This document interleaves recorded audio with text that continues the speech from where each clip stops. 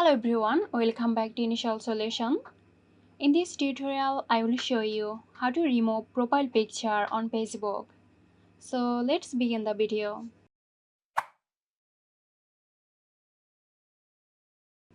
Open the Facebook app, then go to your Facebook profile.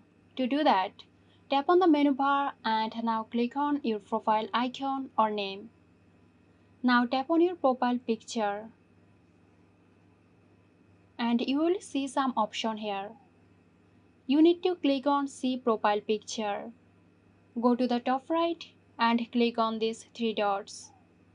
From the list, click on Delete Photo and confirm your action by clicking Delete. So there you have it. I hope this video helped you out. Stay tuned for more helpful tutorials here at Initial Solution. This video is sponsored by Zerosoft. Zerosoft offers graphic design, UI UX design, digital marketing and web development. Elevate your brand with Zerosoft today. For more details, check the description box.